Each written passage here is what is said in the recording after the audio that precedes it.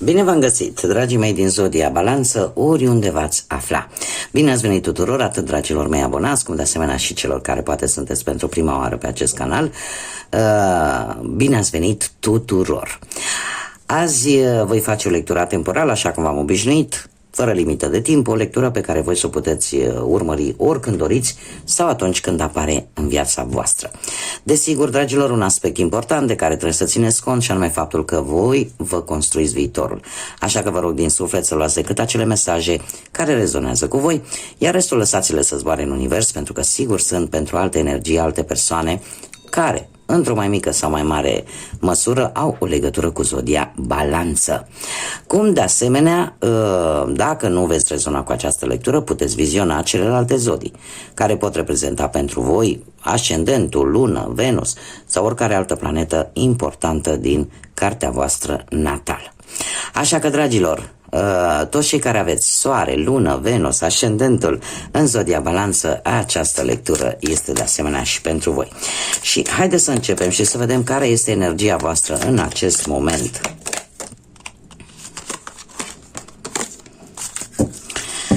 Dragii mei dragi, avem o energie o energie feminină, care îmi vorbește de o energie creativă, o energie care vine pe acea necesitate de, cum să spun eu, de iubire, acea necesitate de, parcă de acea pace, de acel echilibru, de acea armonie. Cum de asemenea poate vorbi de intuiție foarte bună în această perioadă. Faptul că avem ridicând blocuri este cumva te folosești de toate aceste lucruri în beneficiul tău. De ce? Pentru că începi să manifesti ceea ce tu îți dorești de la viață, de la o anumită situație. Parcă planurile tale încet încep să dea rezultate. Și parcă începi să vezi și lucruri pozitive cumva în viața ta. Iar asta nu va face decât să-ți crească această energie feminină, da? Nu știu, poate că găsești soluții foarte bune la anumite situații, la anumite probleme din viața ta, de o manieră foarte curioasă, folosindu-ți intuiția, folosindu-ți idei care vin așa dintr-o dată, dar care pe tine te ajută să avansezi. Da? Nu este o energie rea, este o energie foarte bună chiar, mai ales că voi sunteți și o zodie de aer, da? În care partea asta a raționalului, a logicii este foarte importantă, așa că un pic de toată această inteligență, ca să zic așa, zodiilor de aer, cum sunteți și voi, alăturată cu această energie cu această intuiție, creativitate, nu face altceva decât să fie un plus pentru voi. Haideți să vedem ce ne spune tarotul pe partea asta profesională. Și avem Luna care vine cu o perioadă în care parcă ceva, o teamă, o nesiguranță ai avut-o, da. O nesiguranță, o incertitudine relaționată cu o decizie pe care tu trebuie să o iei la nivel profesional, relaționat cu locul de muncă sau cu un nou loc de muncă sau, nu știu, o decizie pe care tu trebuie să o iei și care, într-un fel sau altul, are o legătură cu partea asta a carierei, a muncii. E posibil unii dintre voi să așteptați un răspuns, să fiți un pic într-o stare de blocaj pentru că așteptați un răspuns important pentru voi din punctul ăsta de vedere profesional și eu aș spune că dacă ați făcut totul corect, sunt șanse să vă iasă bine. De ce nu? Dar, din păcate, am un 7 de spade.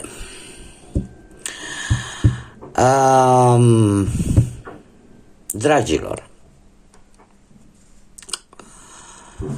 e posibil, nu știu, dacă cineva v-a propus, nu știu, vreun nou job sau v-a promis vreun job, sau stai că pune o vorbă bună la șeful ca să-ți mai pună și ceva la salariu, sau stai că, nu știu, tot felul de promisiuni de genul ăsta. Nu știu dacă Zodia Vărsător vă spune ceva sau Zodia Pești, dar lucrurile nu stau chiar așa. Lucrurile nu stau chiar așa. De ce? Pentru că e posibil ca tocmai persoana respectivă care lasă că te ajut eu, lasă că, de cum nu te ajut eu, e posibil să nu facă altceva decât să vă pună bețe în roate. Și să facă ca șefii, de exemplu, să nu aibă încredere în voi. Da? Sau dacă voi, la rândul vostru, sunteți șefi, da? Să aveți mare grijă cu angajații, pentru că este, cum să spun eu, sunt persoane în care tu nu mai poți avea încredere și care îți pot juca o pasă proastă din punctul ăsta de vedere. E posibil ca răspunsul pe care tu l aștepți, tocmai de aceea am și spus când a apărut acest doi de spade, că dacă lucrurile sunt corecte, atunci pot ieși, poate fi un răspuns pozitiv, dar din păcate se pare că nu sunt atât de corecte și atunci chiar dacă să zicem că răspunsul va fi unul negativ din cauza, pe partea asta, în urma unei promisiuni care ți s-a făcut vis-a-vis de un job, de exemplu, da? Nu este nimic pierdut, nu trebuie să-ți pierzi nădejdea, pentru că tu poți căuta ajutor în a găsi un loc de muncă la contacte vechi. Dacă îmi spun la contacte vechi, mă refer la persoane pe care tu le-ai cunoscut de foarte, foarte mulți ani. Nu persoane care le-ai cunoscut de un an, doi. Mă refer la persoane cu care tu ai avut o legătură, probabil de încredere, cu foarte mult timp în urmă. Da? Deci ar fi și în care, într-adevăr, poți avea încredere, care ți-au demonstrat la modul practic că poți avea încredere în ele. Acum, haideți să nu vă las chiar așa. Nu, deci lucrurile merg, indiferent câte cărți aș spune, se pare că nu merg. Și nu știu de ce mi-apare Vărsător, Vărsător, Vărsător. Ori Balanță, ori Pești. Numai zodiile astea mi-apar. Dragilor, indiferent câte cărți aș pune, trebuie să vă spun un lucru. Cred că singura parte bună cu această carte este că e posibil să căutați într-adevăr, după acest eșec, să căutați îndrumare sau să vă ajute cineva din vechile voastre contacte foarte de demult și să fie o competiție foarte mare pe un job, da? Mai ales pentru cei care căutați un job. Dar dacă voi știți să faceți respectiva activitate foarte bine, atunci, într-adevăr, pot fi șanse să și obțineți acest post. Da? Iar dacă vorbim de restul aspectului, pentru cei care deja aveți un job și, uite, aveți ceva probleme pe acolo, cumva conflictele, tensiunile, parcă, chiar dacă sunt în total, nu au dreptate sub nicio formă, te vor afecta cumva. Așa că încearcă să nu intri în conflict, să nu te bagi în tensiuni care se pot ivi la locul de muncă. Haideți să vedem pe partea asta a banilor.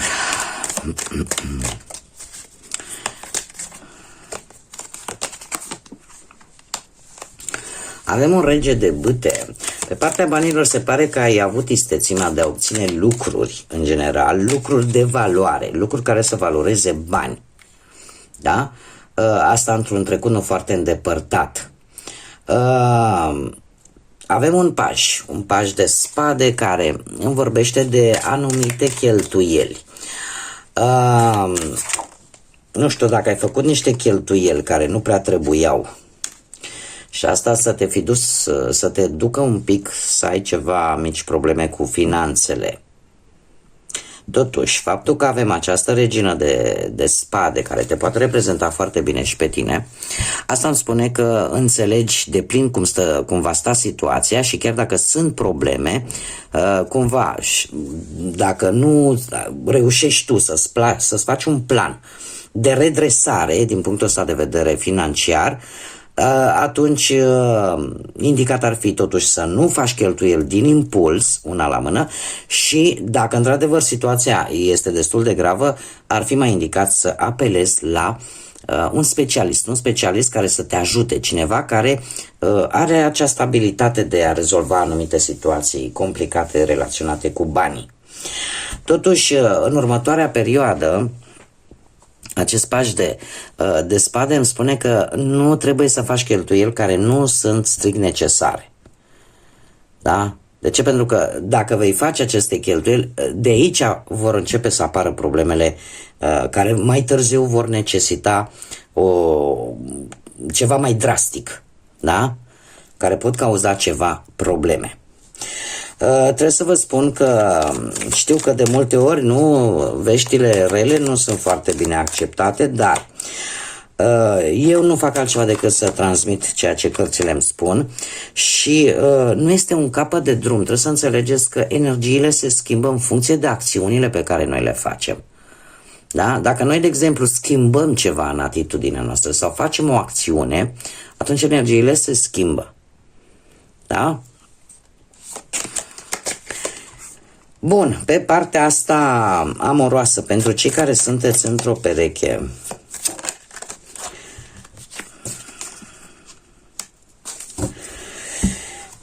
ai, dragilor dragi, ce e cu voi? Ce e cu voi? Pentru cei care sunteți într-o pereche, un 7 de bâte, recent aș spune chiar, au apărut niște persoane, sau mai bine zis, a apărut o persoană care e în plus într-o relație în general, care au destabilizat relația voastră cu persoana de interes. Este cineva posibil ori de la distanță, ori pur și simplu a apărut în viața voastră, iar aici avem un 10 de spade. O dezamăgire profundă, posibil chiar, nu știu, poate anumite secrete să intervină în relația voastră, sau infidelitate, sau trădare. De ce? Pentru că avem 3 ăsta de cupe, firar să fie.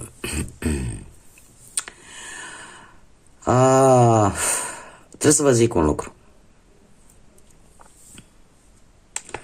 Din păcate, știu că nu o să placă, dar, sincer să fiu, mie nu-mi place să mint. Este o regulă pe care o impun atât copiilor mei. Și trebuie să spunem un adevăr. Există situația pe care unii dintre voi o traversează în acest moment, a derivat în urma faptului că voi e posibil să fi avut o relație de foarte mulți ani. Da? Sau poate nu neapărat de foarte mulți ani, dar în relația voastră să se fi strecurat acea stare de monotonie, în care nimeni nu mai venea cu nimic nou, în care lucrurile erau la un nivel, să zicem așa, de obișnuință și atât, rutină și atât. Asta a făcut și a dat o portiță unei a treia persoane să intervină în relația voastră. Aici cineva, acum trebuie să adaptați ce vă spun acum, pentru că puteți fi voi sau poate să fie persoana cealaltă. Aici cineva a avut nevoie de anumite lucruri de care a beneficiat în relația voastră, dar pe care nu le-a mai primit. Și a căutat acele lucruri în altă parte. S-a deschis o portiță unde s-a făcut loc ca o altă persoană din exterior să intervină în relația voastră. Nu știu dacă ați fost voi sau nu știu dacă a fost cealaltă persoană. Cert este că aici, într-adevăr, îmi apare un sentiment de trădare, un sentiment de infidelitate și faptul că cumva lucrurile nu stau tocmai bine. Haideți să mai scoatem o carte să vedem. Și eu aș spune că a fost legat foarte mult de partea intimă. Da? Deci a fost legată, vai, deci nu mai să opresc mesajele. Îmi cer scuze. Deci, a fost legată de partea intimă. Cineva nu a fost complet, cum să spune, îi lipsea ceva. Mie asta mi-arată cărțile. Nu pot să vă spun ceea ce nu este. Numai de dragul de ca lumea să se simtă bine. Da? Tarotul e făcut ca noi să învățăm ceva. Da? Să ne deschidem un pic mintea și să vedem lucrurile așa cum sunt, în așa fel încât să știm cum să acționăm. Deci, acest as de bâte îmi vorbește foarte mult de, cum să zic eu, dacă voi iubiți pe cineva, trebuie să-i și arătați acest lucru. Da? Adică dacă există iubire, trebuie arătată în toate formele ei. Pentru că dacă ne gândim, ne culcăm cu urechea, gata, am o relație, nu contează, e bine, a fost frumos la început, dar acum e ok, e perfect. Nu, iubirea și relația în sine trebuie hrănită. Și acum nu mă refer strict la voi, cât la fel de bine poate să fie vorba și de persoana voastră de interes. Există pasiune. Există pasiune și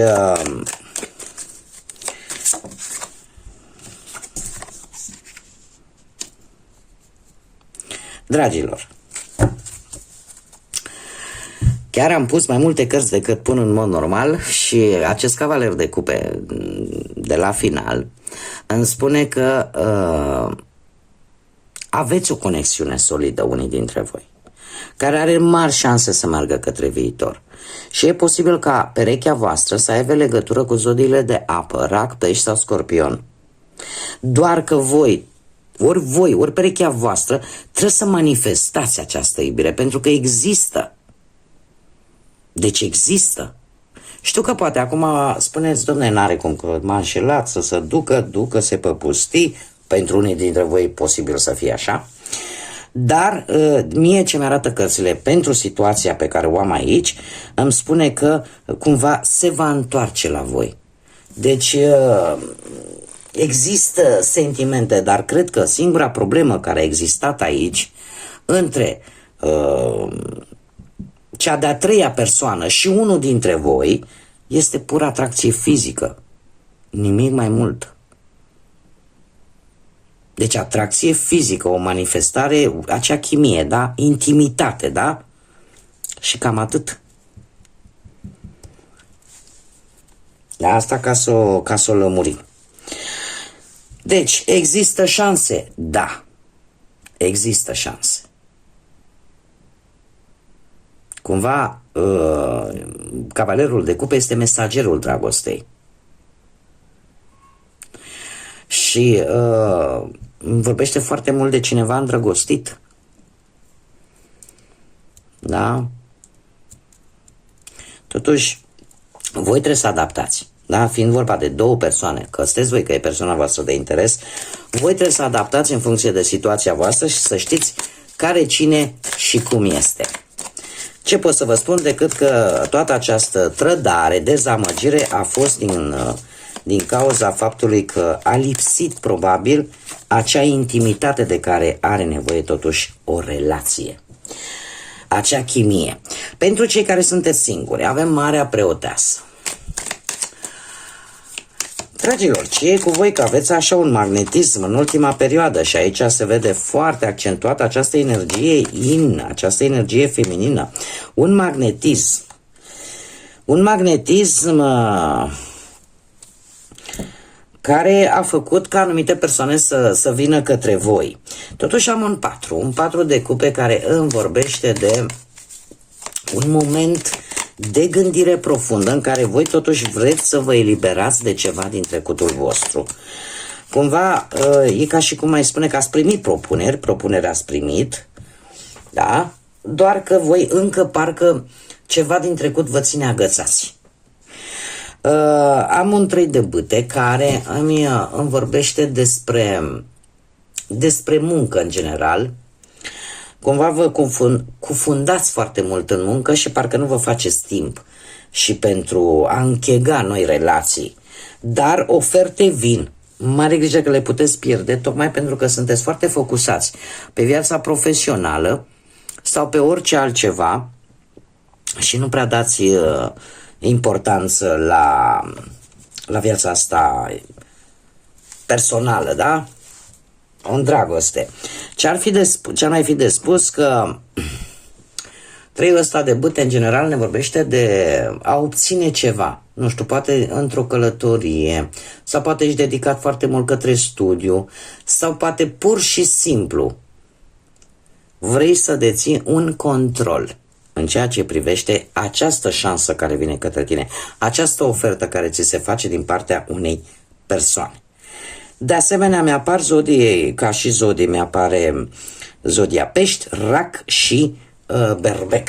Poate vă spune ceva. Haideți să vedem ce mesaj au spiritele animale pentru voi. Și avem lupul. Lupul care e deschizătorul de drumuri, care ce spune? Spune în felul următor. Lasă trecutul în urmă și începi un nou drum, o nouă călătorie. Pentru că tu ești acel profesor și acea persoană care poți să-i ajuți pe ceilalți și îi poți ajuta, cum să spun, exemplul tău îl pot lua și alții și în felul ăsta îi ajuți să-și găsească propriul drum. Chiar dacă va fi o provocare pentru tine, dar sufletul tău este puternic, așa că fii perseverent, perseverentă. De ce? Pentru că ăsta e secretul tău, faptul că nu te lași. Și aici stă puterea ta. Ai acea putere, ai acea anduranță care ți este necesară. Adică te poți folosi de toate aceste abilități, acelea de a fi, de a nu te lăsa pur și simplu, de a insista și asta e o forță. E o calitate care pe tine te face să avansezi. Da? Și te face să suporți și să ai această anduranță, da? Să înduri foarte multe lucruri. Mesajul îngerilor vine așa, un sfat de luat în calcul. Sau un sfat bun, un sfat fiabil. Spune așa că o idee foarte minunată pe care tocmai ce ai avut-o e răspunsul la rugăciunile tale. Este o bună idee și în afară de asta e chiar veridică, da? Este chiar, se poate pune în practică. Poți să o duci la bun sfârșit și să ai certitudinea că noi vom fi lângă tine în fiecare pas pe care tu îl dai. Cere-ne ajutorul atunci când ai nevoie și lasă-ne să, cum să spun eu, și fii predispus, fii dispusă să primești ajutorul nostru. Asta îmi spune că unii dintre voi câteodată aveți așa cât o idee, cum să zic eu, bruscă, fără să vă vină, nu știu, o epifanie, normal îi spune, da? Acea idee care îți vine atunci pe moment și realizezi că de fapt este o idee fantastică, este poate un răspuns perfect pentru problema care o ai de rezolvat sau pentru situația care o ai de rezolvat. Și aici avem o confirmare. Dacă ți s-a întâmplat lucrul acesta, acest mesaj al îngerilor vine cu o confirmare și spune da, tocmai ideea pe care tu ai avut-o este una viabilă, este una care se poate pune în practică și care cumva răspunde la tot ceea ce tu îți dorești să faci sau la ce rezolvări vrei tu să ai. Așa că, iar dacă simți nevoia că poți avea, cum să spun, că ai nevoie de ajutor, nu ezita, roagă-te îngerilor lui Dumnezeu, Universului, da, în funcție de ce credință aveți fiecare, pentru că ei sunt predispuși să te ajute și să fie lângă tine. Bun, dragilor, aceasta a fost lectura pentru voi. Eu vă mulțumesc din suflet pentru toată atenția acordată și dacă ați rezonat, dacă v-a plăcut, nu ezitați, lăsați un like, un comentariu sau distribuiți. În felul ăsta facem ca aceste lecturi să ajungă și la alte persoane. Cum de asemenea, dacă nu sunteți abonați și ați rezonat sau pur și simplu v-a plăcut această lectură, puteți să vă abonați, eu vă invit cu mare drag și vă aștept cu mare drag aici pe canal. să ne reîntâlnim ca de fiecare dată la fiecare lectură pe care eu o public. Așa că, dragii mei, până data viitoare când ne vom reîntâlni, eu vă doresc tot binele din lume. Nu vă lăsați, pentru că puteți și se vede tare bine că sunteți perseverenți, sunteți energii puternice și până data viitoare multă energie pozitivă și să fiți iubiți, dragilor.